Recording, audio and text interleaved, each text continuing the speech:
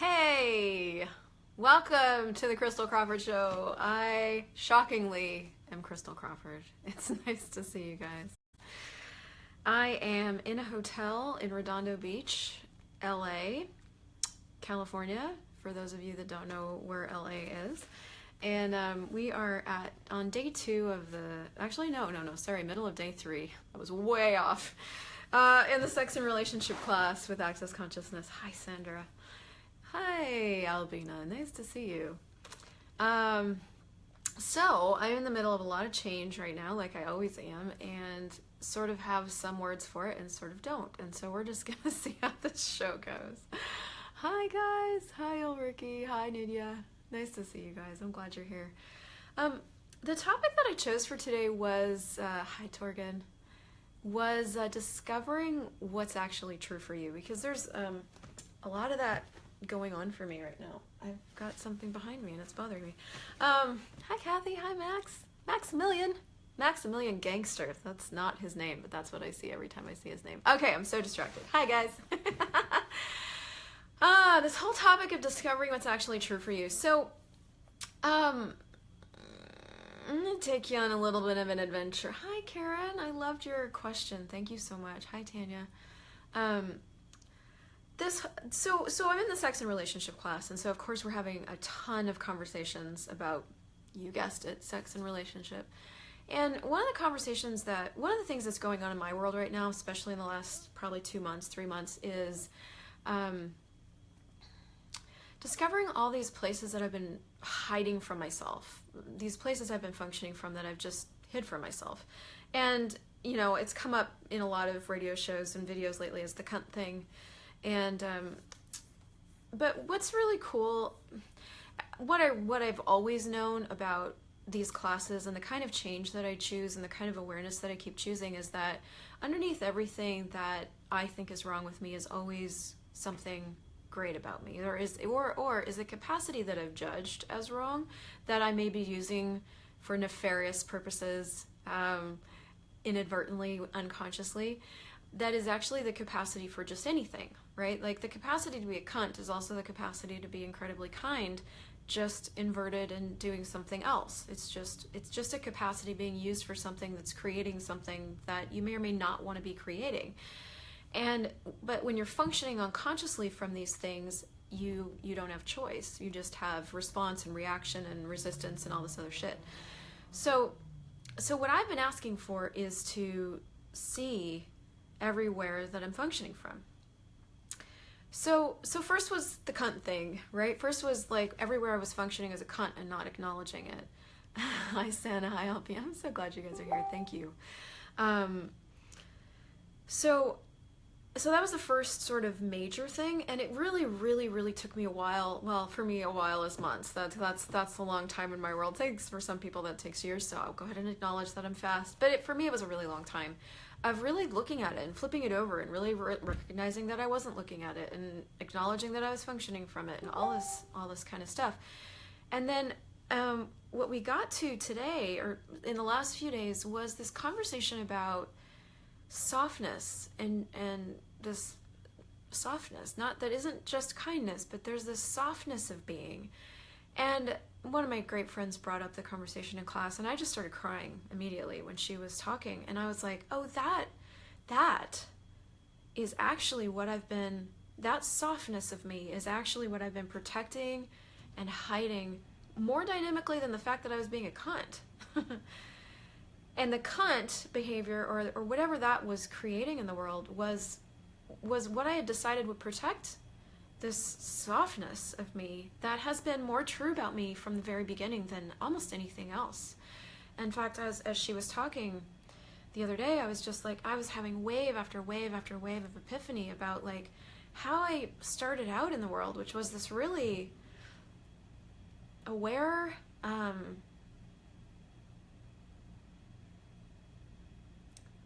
perceptive, kind little being. You know, like if you have kids or if you've ever been a kid, you may remember that or may recognize that in yourself of like, you know, kids don't start out as cunts. Well, maybe sometimes they do. I don't know. But generally speaking, most kids that I see are, you know, beings. They just be, right? They be, and they're kind, and their generosity of spirit until something occurs and they think they learn something or they've decided something, right? And I've heard parents say this where, in fact, I had a conversation with my friend Stephanie about her little dog Luna. And Luna's this little chihuahua. Just let it melt, Karen.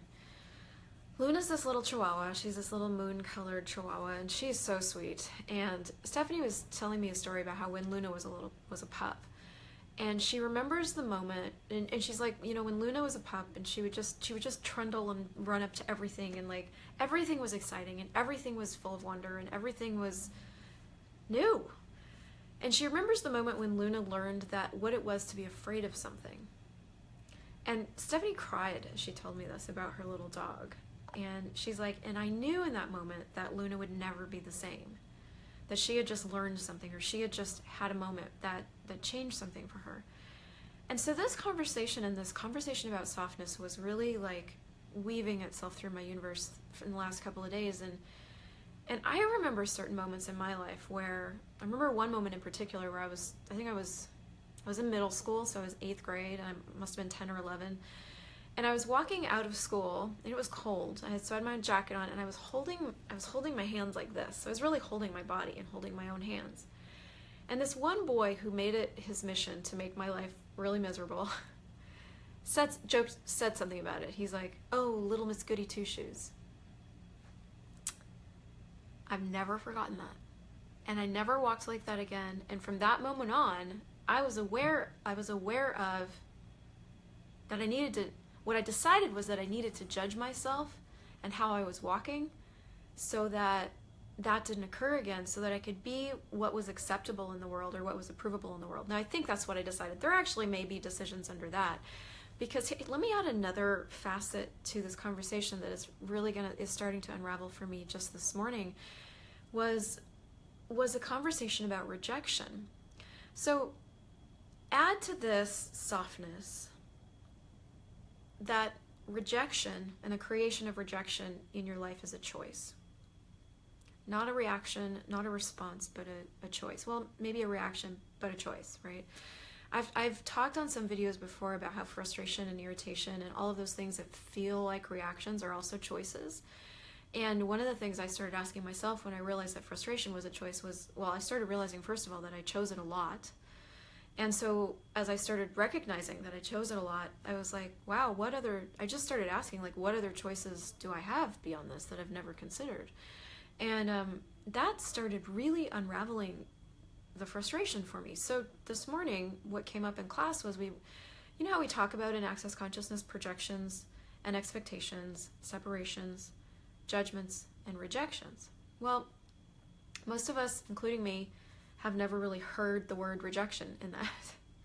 Anyway, so Shannon O'Hara started having this conversation with Gary about rejection, and I'm getting that there's gonna be more on this later because I don't have it fully cognitized yet, but how basically that was a place that she functioned from, and that's a place where most of us all function from in relationships, where even though we really want to be, we may want to be with this other person in our life, we're constantly looking for where they're rejecting us or where we can reject them, and then recovering from that, and then rejecting them, throwing them under the bus, and then recovering from that, and then getting rejected and rejecting before we get rejected. Holy fuck, I mean, as she was talking, I'm like, I have lived my whole life from a platform of rejection. And when I look at it, my mom, that's how my mom functioned. Literally, that was how my mom functioned in our life. Like, we basically spent our lives as kids like trying not to get rejected by her based on a series of criteria that we could only figure out sort of sometimes, that changed all the time. And it was actually an open thing in my family as we all got older and were teenagers and could actually go out and support ourselves, that if we weren't being a certain way in the household, we got kicked out. We got excommunicated from the family, like literally. And so rejection in my family was this thing where you either shaped up and did right, and the siblings started perpetrating this with each other as well. Like, you either shaped up and did it right, or you were literally out of a relationship. You were out of the relationship. Nobody wanted to talk to you. Literally, people stopped talking to you. And thank you for the feedback, you guys. Me too. Anyway, so this morning, so So with that as an awareness of rejection being a choice, and projections and expectations are what create you needing to separate and judge and then reject yourself. And that's what he was saying about this rejection thing, is that it's that we reject ourselves first, and then out of that comes the rejection of other people. But you can't reject other people unless you're rejecting yourself first. And as he was saying this, I just saw everywhere, just everywhere, that I reject myself constantly. Just constantly, and first, so that nobody else can. And as I just let it wash over me that this was true, and that this was a creation and a choice, my question now is like, what else is possible? Like, this has been a functional way of being in my universe for probably billions of years, honestly, but in this lifetime, pretty much since I was born. And I guess I'm talking about all this because the topic was discovering what's actually true for you. And there's a number of facets to this, from the point of view of, like, you want to discover, hi Desiree, you do want to discover, like, what are you actually asking for in the world? And what I'm discovering is that in the process of discovering that and asking for it, what's coming up is all of this other stuff to change, or other awareness about how I'm functioning in the world. Hi Simon. And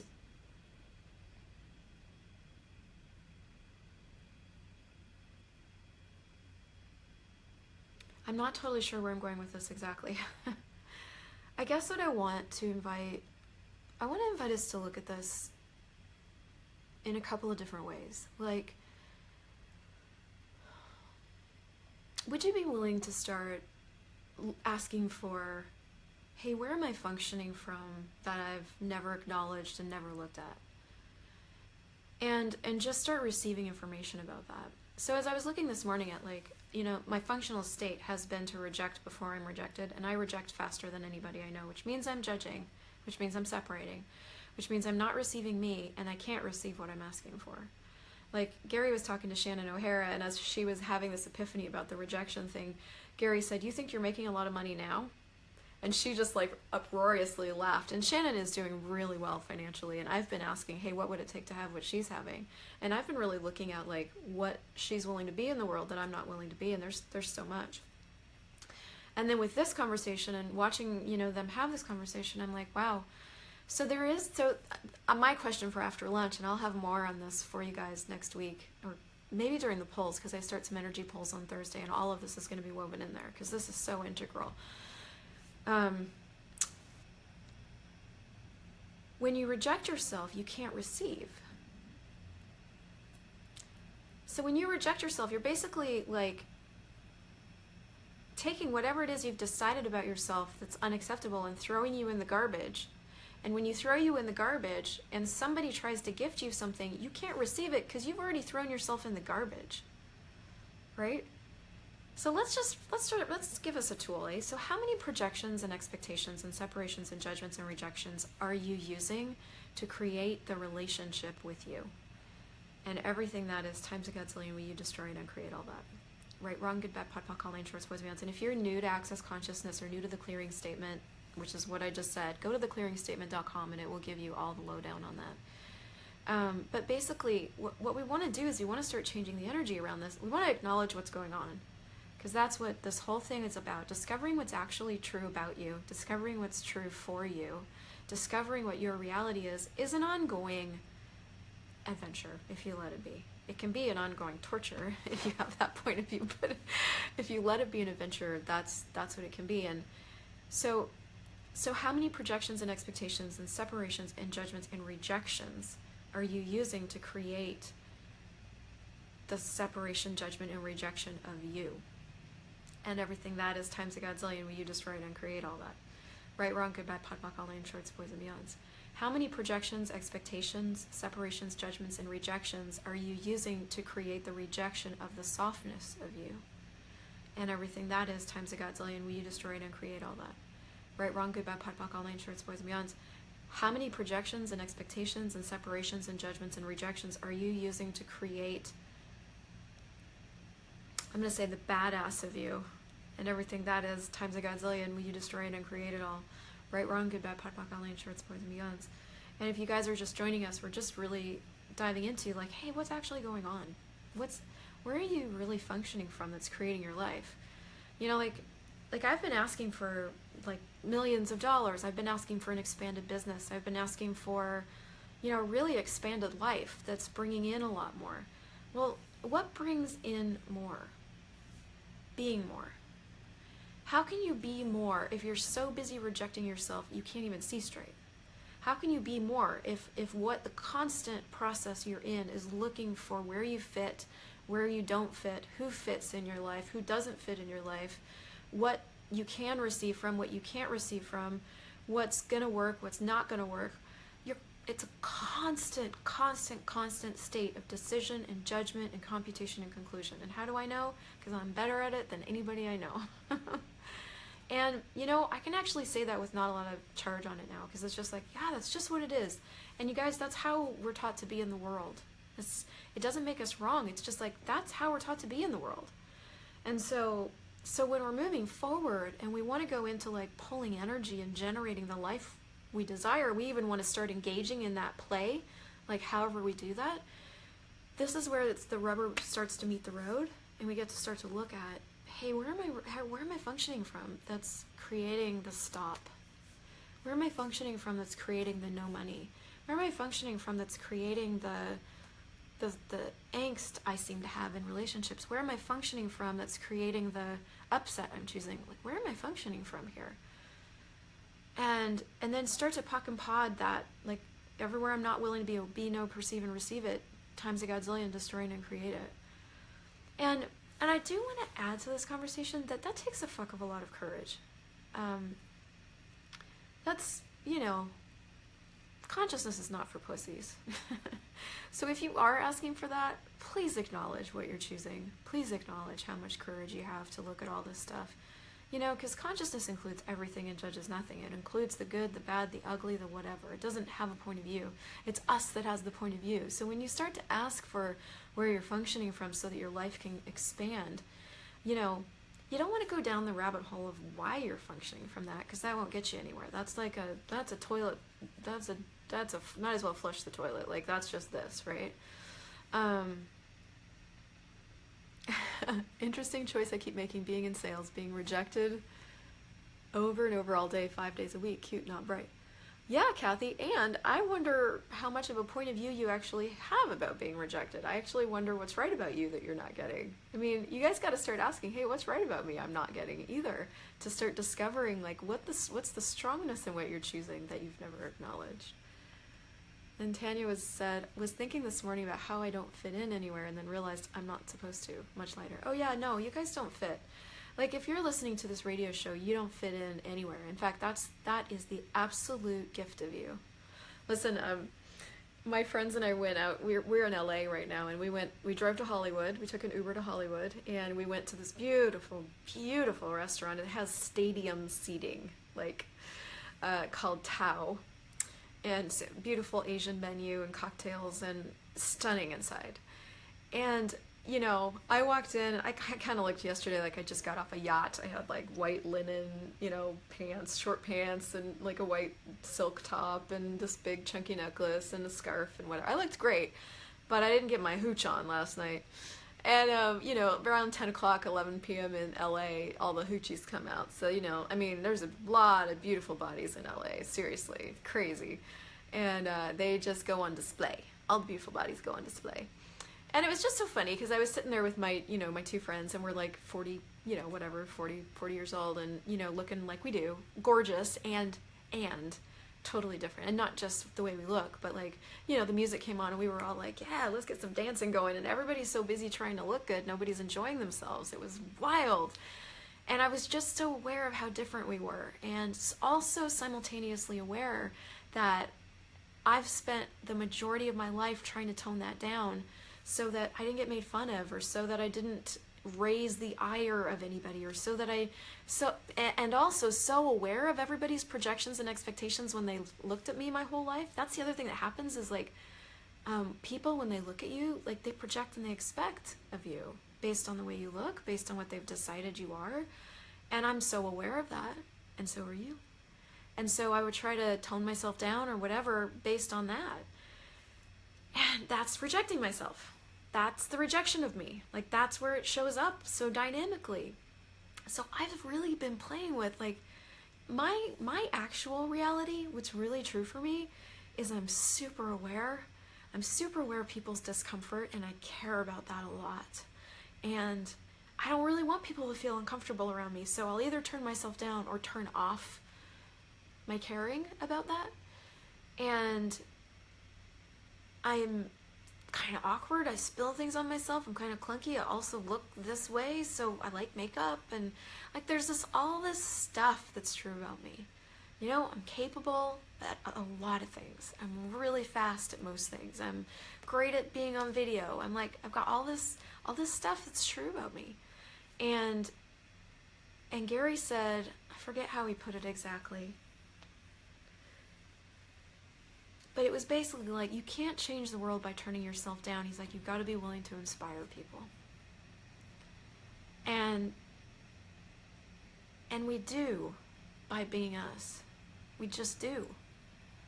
And even if people judge you, like, fuck, who cares? I mean, people, you know, some people do that. But what's going to happen is the more you're willing to be you, and the more you don't turn that down for anybody, the more you don't reject you, the more you just get to include all those energies and just choose what works for you. Choose to hang around the people that lift you up. Choose to ask for people that lift you up. And I guess that's where I want to sort of segue into, is like, so yes, everywhere we're functioning from, like, yes, acknowledging that. But listen, the first thing to start with is not the rabbit hole. The first thing to start with is like, okay, so I'm gonna look at this garden of my life, and I'm gonna find everywhere I'm functioning like shit before I do anything, because I don't want to function like shit anymore. That's actually the wrong place to start. The place to start with all of this is like, what do I desire as my life? What do I desire as my life? So I'm on a telecall with the Bowman, Stephen and Chutisa Bowman, and Conversations with the Future, and it's yesterday, today, and tomorrow. And if you want on, just message me for the link. It's amazing. And this whole thing about the future is getting a sense of the energies you want to create as your life. I know a lot of us talk about this. I've talked about it a lot. I will continue to talk about it. I was realizing yesterday that they were giving me information that I didn't have yet, that I can't put into words yet. So if you want more, you're going to have to come on the energy pulse, because I'm going to have to listen to this telecall like 5 times. But one of the things that struck me was basically the Bowmans have like 3 energies that they're always matching things to, or that when things show up, they're like, does it match these energies? Yes. Okay, cool. Oh, I just got something. Anyway, one of the energies was the energy of travel. One of the energies was the energy of change, and there was another one that I can't remember.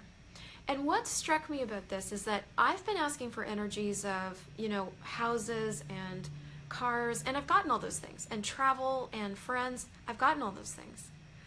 So what's been stumping me is, what do I ask for next? Because what you ask for shows up. What you're willing to pull energy into shows up. And so, like, now I'm like, okay, so I'm living the life that I've asked for. Like, what else is possible? And when they mentioned the energy of change, I was like, oh. So in this 10 seconds, I need to broaden the scope of the energies I'm asking for instead of making them more specific. Because for me, the specific has sort of shown up, and I'm really great. I'm good. Like, when I want something else, I'll ask for it, right? But the energies of change, I'm like, oh, there's so many other things that I would be choosing if that was one of the energies I was asking for. Because the things that match that are so multifaceted. Like, they don't follow along any linear pathway. Like, if change is one of the energies that I'm asking for in the world, if that's one of the things that I desire to create in the world more than anything, then the things that are gonna show up that are gonna match that are like really broad. And how cool is that? Because that's gonna give me such a different experience of being on the planet. So now I'm looking at, like, what energies would I never live without, sort of thing. It's like, what, and then getting the sense of those, and then pulling the energy of the universe into that, right? So when you're doing an energy pull with energies, what you do is you get the sense of, like, Yeah, travel's a big energy for me. I really love that. Change is a big energy for me. Growth, constantly more is a big energy. And I am going to go into more specifics about this in the 30 days and for myself, because I get like to be specific so that I can be more broad. How does it get better than that? But then you lower all your barriers and you just pull all the energy of the universe into that. And it's not a doing thing. You just lower your barriers and you just ask the energy to pull, and it pulls. And you receive. And then your whole body gets the sensation of that energy. Your whole awareness sort of floods with that energy. Everything opens up. And that also gives the universe the information of what it can bring into your space that's really different. And if you're willing to follow that and go, and just ask, like when things show up, hey, truth, does this match the energies I'm asking for, yes or no? If you get a yes, then you follow that thing and you choose it. And this is how your life begins to generate. So where I was going to circle back around to, like really getting where you're functioning from, acknowledging what's actually true for you, is that as you're pulling that in and you're asking for those energies, where you're functioning from that doesn't allow those to show up is going to show up. That's what's occurring for me right now. Where I'm functioning from that's not allowing everything I'm asking for to show up is showing up. So it's like, okay, cool. So how much ease can I have with all of this? And what other choices do I have available to me now? And that, Gary said this morning in the class, he's like, you guys don't get what a gift all of this awareness is. He's like, of where you're functioning from. He's like, because now that you're aware of it, you can choose something else. And Amy Hirsch was having a conversation. Amy, if you're watching this, thank you. Was having a conversation with Gary about that. She's like, okay, so what do we do now that we're aware of this? What do we do now? She's like, is it just being present and like being aware? And he really didn't answer that. And one of the things I'm wondering is, once we're aware of it, can we ever not be aware of it again? I get no. So once you're aware of it, you can't not see it anymore. It's like once you've seen, there's things you can't unsee. Once you get an awareness of where you're functioning from it, you can't unsee that shit. And what's the gift in that? So the next time I start to notice myself doing rejection, now I know it's a choice. Now I can be like, oh my God, I'm doing it again. Oh my gosh, what other choices do I have here that I've never considered? What if I were just willing to choose something else? What could that be? And when you start to ask those questions, awarenesses show up. And that's how things change. And that's the coolest fucking shit about this shit. Is you never have to rabbit hole into shit again. You just get to acknowledge it. You just get to go, oh wow, I'm